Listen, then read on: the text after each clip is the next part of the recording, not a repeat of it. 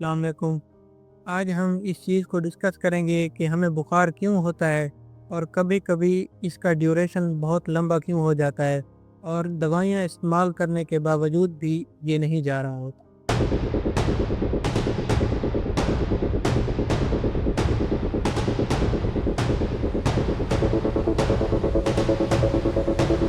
پہلی بات تو یہ جاننے کی ضرورت ہے کہ بخار کوئی بیماری نہیں ہے، بلکہ یہ ہمارے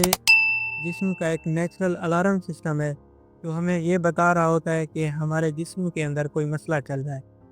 بعض اوقات ہوتا یہ ہے کہ مریض دوائیاں بھی استعمال کر رہا ہوتا ہے لیکن پھر بھی اس کا بخار نہیں جا رہا ہوتا۔ تو پہلی بات تو یہ ہے کہ ہم بخار کو صحیح سے آئیڈینٹیفائی نہیں کر رہے ہوتے کہ وہ کس وجہ سے ہو رہا ہے۔ ہم ایسی دوائیاں لیتے ہیں جیسے پیراسیٹامول، ان سے بخار دب تو جاتا ہے مگر اصل جو وجہ ہوتی ہے وہ اس کی ٹریٹ نہیں ہوتی اور وہ بخار ہمیں دوبارہ ہو جاتا ہے۔ فرسٹ ون تو یہ ہے کہ بخار اگر کوئی وائرل انفیکشن کی وجہ سے ہے اور ہم پیراسیٹامول لے رہے ہیں تو وقتاً تو وہ دب جائے گا لیکن تھوڑی دیر بعد وہی بخار واپس آ جائے گا، کیونکہ ہم نے اس کی کاز کو ٹریٹ نہیں کیا بلکہ ہم سمپٹمز کو ٹریٹ کر رہے ہیں اور وقتی طور پر بخار ختم ہو جاتا ہے اور ہم یہی سمجھتے ہیں کہ ہم ٹھیک ہو گئے، حالانکہ ایسا نہیں ہوتا۔ اور دوسری مین وجہ جو ہے نا وہ بیکٹیریل انفیکشن بھی ہو سکتا ہے، جس میں بخار کے ساتھ آپ کا گلا خراب ہوتا ہے، آپ کو پھیپھڑوں کا کوئی انفیکشن ہوتا ہے یا آپ کو پیشاب کا کوئی انفیکشن ہوتا ہے۔ اس میں بھی بعض اوقات مریض یہی کرتے ہیں کہ وہ خود سے گھر میں ہی اینٹی بایوٹکس یوز کرنے لگ جاتے ہیں، جن سے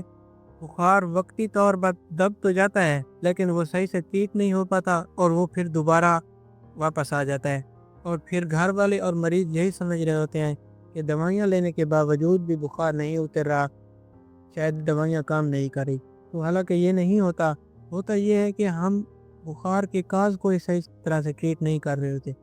اور یہ اگر کسی پیشنٹ کو ڈی ہائیڈریشن ہے، بہت زیادہ ڈی ہائیڈریشن ہے، جیسے گرمیوں میں ہو جاتی ہے پسینہ آنے کی وجہ سے، یا ویسے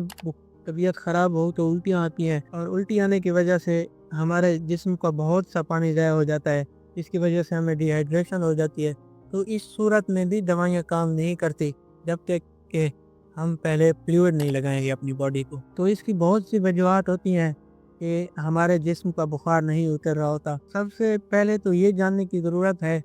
کہ صحیح سے کاز کو آئیڈینٹیفائی کیا جائے کہ بخار ہو کس وجہ سے رہا ہے، تو فیور کے ساتھ ساتھ اس کاز کو بھی ٹریٹ کیا جائے تاکہ بخار ٹائم سے اتر جائے۔ اور اگر یاد رکھیں، اگر آپ کو بخار کے ساتھ سانس لینے میں مسئلہ ہو رہا ہے یا آپ کا دم گھٹتا ہے یا آپ کو ٹیکی کارڈیا ہو گیا ہے، مطلب آپ کی ہارٹ بیٹ تیز ہو گئی ہے، تو اس کو اگنور بالکل نہیں کرنا چاہیے اور گھر پہ کوئی دوائیاں استعمال نہ کریں۔ ضرور ٹیسٹ کروائیں، سی بی سی کروائیں، بلڈ ٹیسٹ کروائیں، یورین ٹیسٹ کروائیں اور لازماً ڈاکٹر کو دکھائیں اور ڈاکٹر کی ہدایت کے مطابق ہی دوائیاں لیں۔ تو یہ مختلف کاز ہیں جو آج ہم نے ڈسکس کیے ہیں، جن کی وجہ سے ہوتا یہ ہے کہ ہمارا بخار نہیں اترتا